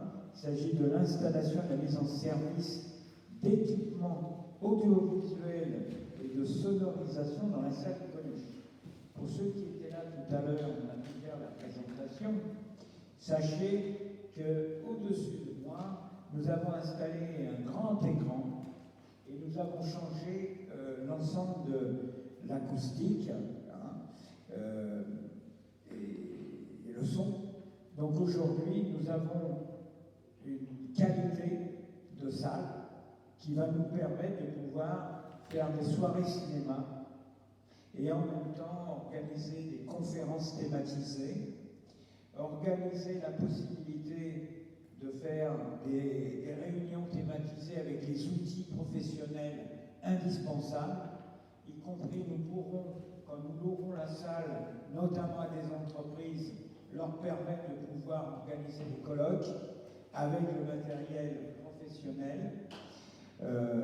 Voilà ce que je vous proposerai, si vous voulez, si on a 5 minutes à la fin, c'est que Ayoub en fasse une petite présentation pour les élus qui sont arrivés, qui n'ont pas pu assister à 16h30 à la présentation.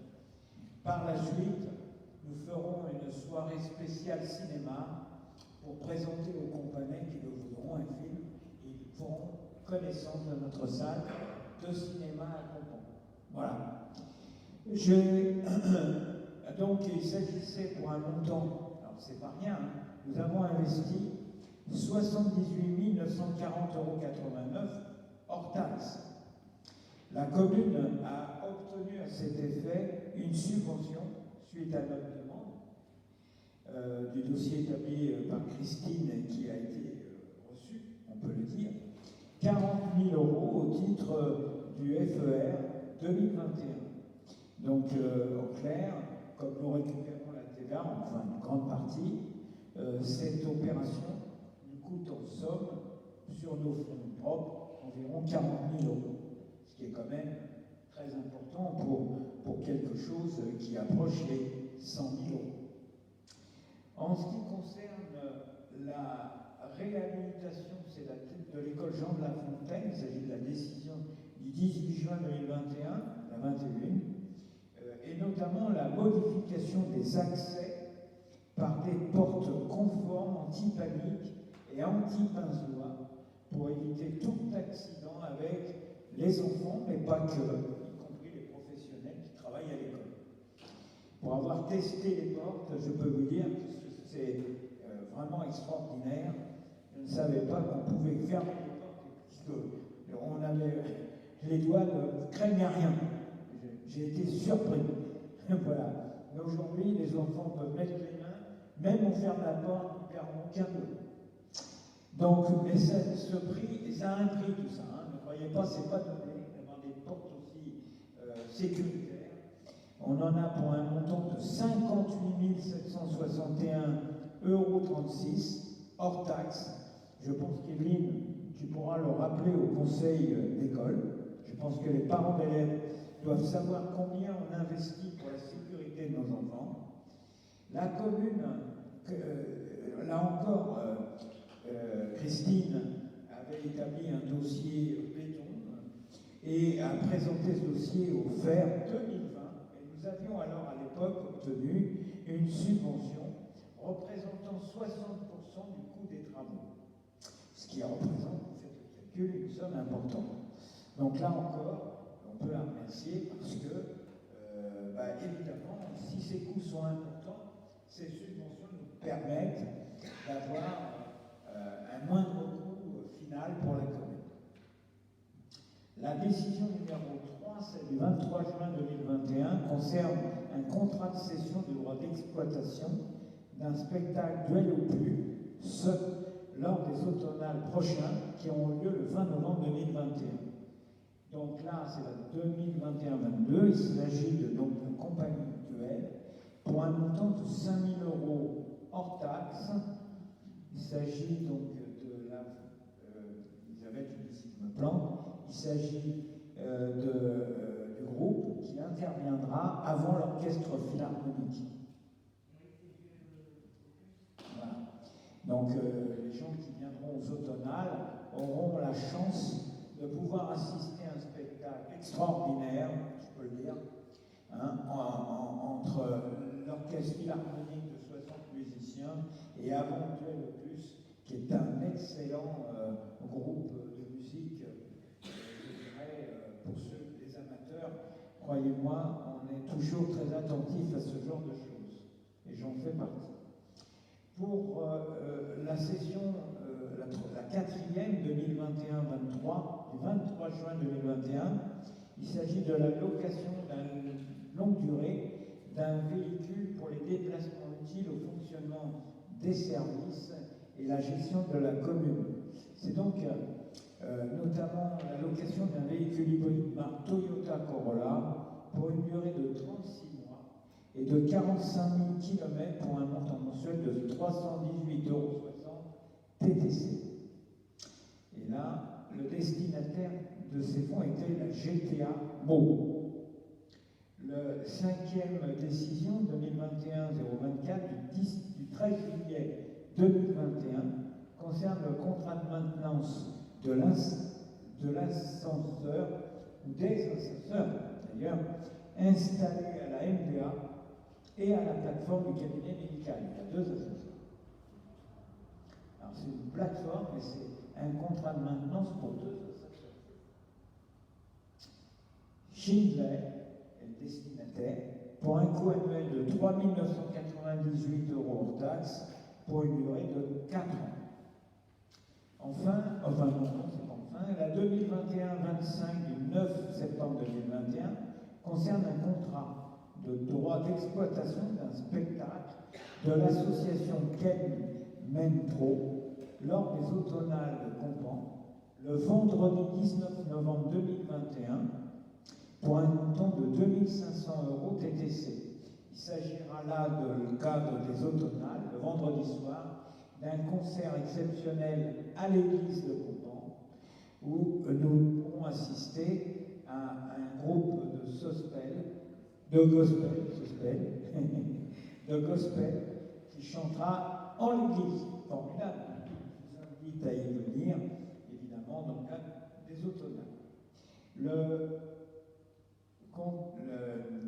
La décision 2021-26 du 9 septembre 2021 concerne là encore, on est dans les spectacles, un contrat de cession du droit d'exploitation d'un spectacle, cette fois-ci de Christelle Cholet, le dimanche 6 février 2022, pour un montant de 11 940,50 € TTC.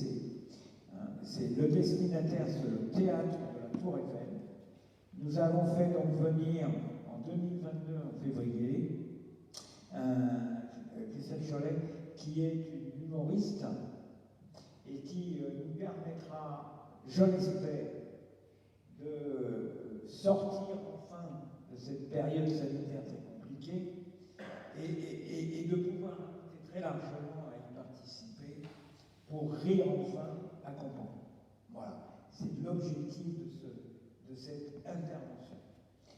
Enfin, cette fois-ci, le dernière décision 2021-27 du 13 septembre 2021, là toujours dans le cadre des automnales, il s'agit du droit d'exploitation d'un spectacle de l'association, donc film production de l'orchestre corse, lors des automnales de Compan le samedi 20 novembre 2021, pour un montant de 16 500 TTC. Là, il s'agit de l'orchestre philharmonique qui se produira dans cette salle et qui est toujours vraiment formidable avec ses musiciens, ses musiciennes. C'est une occasion unique de découvrir ce qu'est un orchestre philharmonique et pas seulement pour ceux qui aiment ces spectacles, d'aller à Paris ou à Bastille ou à Garnier. Je pense que dans les villages, on peut aussi faire venir des orchestres philharmoniques. Voilà. C'est la dernière décision dans le cadre des automnales. d'en terminer, je voudrais simplement vous donner quelques informations. Le 2 octobre prochain,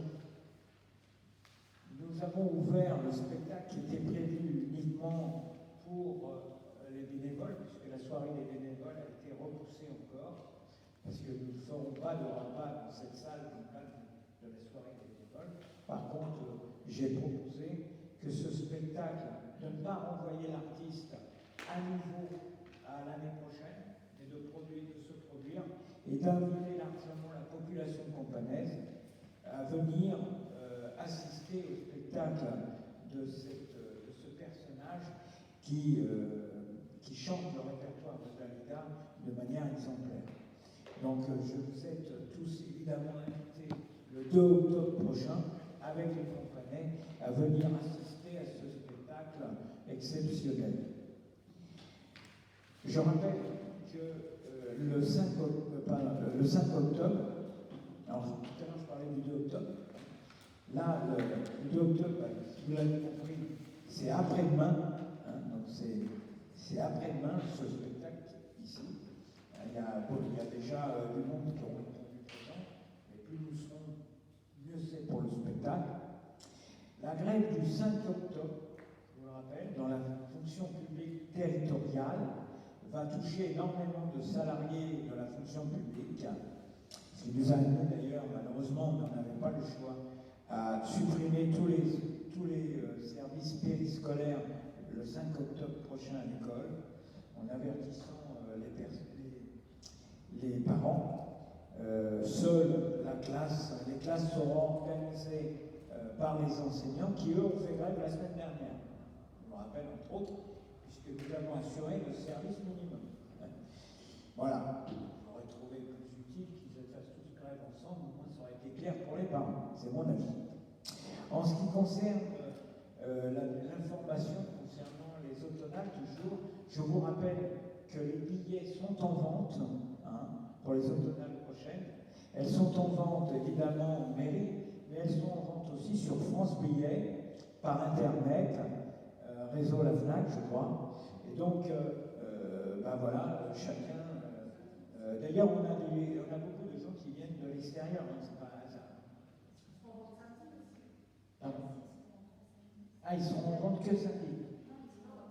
Ah oui, le samedi, lors de la soirée du 2 octobre, nous vendrons y compris les billets pour les automnales en même temps, puisque c'est l'occasion de s'adresser aux gens qui viennent. Enfin, je voudrais parler des travaux en cours. Ah oui, on me dit qu'à cette occasion, la buvette, une simple buvette sans restauration, sera ouverte. Elle sera tenue par l'association que nous avons soutenue pour traverser le désert, d'Aerostrip, si vous voyez ce que je veux dire. Elles viendront, elles serviront de quelque façon, ça contribuera à travers les bénéfices réalisés à financer ce rallye automobile qui a aussi une vocation humanitaire.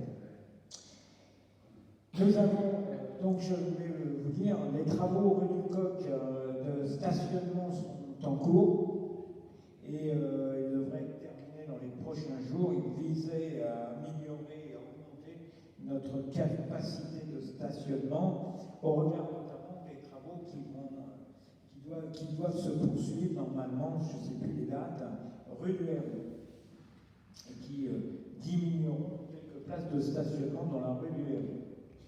Nous avons des travaux en cours sur la zone aéroportuaire, pour ceux qui s'y intéressent. Derrière l'entreprise Aelia du groupe Lagardère, actuellement, l'entreprise Virtuo est en train de faire des travaux de terrassement et de voirie. C'est impressionnant, il y a beaucoup de terrassement. Et nous accueillerons prochainement l'entreprise Icoli qui fournit sur le nord de la Seine-et-Marne. Donc je veux dire qu'à Campan, bientôt, nous aurons tous les fournisseurs et vous comprendrez pourquoi à Campan, quand vous commandez par Internet, les produits arrivent barres de coupons. Ouais, ils arrivent très vite, tous. Y compris les produits Amazon. En ce qui concerne le territoire ADP, vous savez qu'on a eu un incendie important et que nous avons tenu pendant 8-10 jours des réunions régulières. Bruno était à l'ouvrage, Sophie aussi, moi-même, et nous poursuivons. J'ai dernièrement rencontré ADP pour faire le point sur le dossier. J'ai demandé à ADP des précisions qui doivent m'être envoyées dans les prochains jours.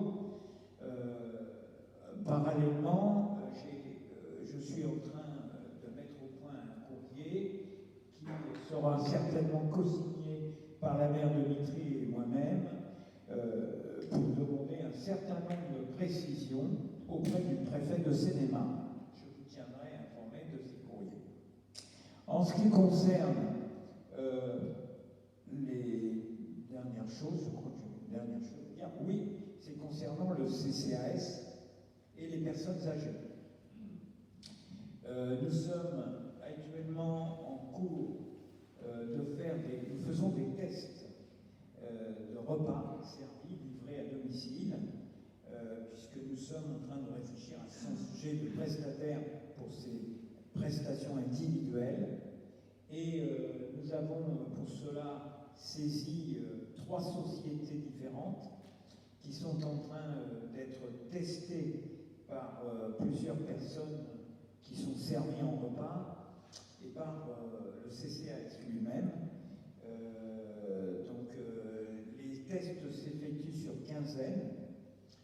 Nous avons pour ce faire une société qui elle sert directement un livre, et puis à partir de lundi, je crois, la Poste servira pendant un mois 2 quinzaines différentes pour des sociétés différentes. Et nous ferons ensuite le point sur ce que nous retiendrons après les tests effectués et la qualification donnée par tous les testeurs. Voilà. L'objectif est de sensiblement améliorer la livraison et surtout les repas qui sont servis à nos anciens, parce que je n'étais pas du tout, personne n'était satisfait des repas servis à nos anciens. Voilà. Donc je vous en dirai plus quand on ira au bout, puisque pour l'instant on est en test. Voilà. Enfin, pour ceux qui sont directement concernés, le club des filles d'argent, vous savez, traverse une situation un peu difficile, puisque l'équipe qui gérait le club des filles d'argent a fait savoir sa volonté, pour différentes raisons, de cesser l'activité, et notamment la direction de l'association. Il y a actuellement plusieurs personnes qui sont sensibilisées à la reprise de l'activité de l'association. Claude est particulièrement sur le sujet, et nous verrons avec Nelly pour aborder en amont un peu les choses, pour voir de quelle manière nous aborderons l'assemblée générale du club des filles d'argent le 15 octobre prochain, puisque, à mon sens, il serait vraiment dommageable que le club des filles d'argent mette la clé sous la porte. C'est pour nous une question très importante. Il s'agit que les anciens soient à même de gérer et de vivre eux-mêmes l'activité qui leur est destinée. Une enveloppe financière est suffisamment importante que nous votons chaque année, leur permettant de pouvoir dimensionner autrement leur activité, voyager et en même temps vivre des moments culturels, de loisirs importants, et puis en même temps faire vivre leur salle. Je vous rappelle qu'on a une salle, qu'ils ont une salle à eux, et que tous les mercredis ils s'y retrouvent pour pouvoir tout simplement se rencontrer, jouer aux cartes, aux jeux de société. Donc on voit bien que c'est un lieu d'échange très important qu'il faut sauvegarder. Donc nous travaillons en essayant de trouver des solutions, mais faute de personnes pour reprendre l'activité, le club rendra les clés. Et donc il n'y aura plus d'activité associative en direction des anciens, ce qui pour moi sera vraiment un vrai drame, je le dis franchement. Donc nous allons tout faire pour essayer de trouver des solutions. Voilà. Nous vous tiendrons informés. Voilà pour ce soir. Je pense avoir dit, on avait un conseil assez copieux, et vous l'avez noté, on avait 3 mois d'espace et il y avait beaucoup de choses à voir. Voilà. Ce que je vous propose, je vais lever la séance pour ceux qui le souhaitent. Nous allons faire avec notre ami Ayoub une démonstration pour vous de ce que devient cette salle quand elle sera investie en salle de cinéma. Merci à tous.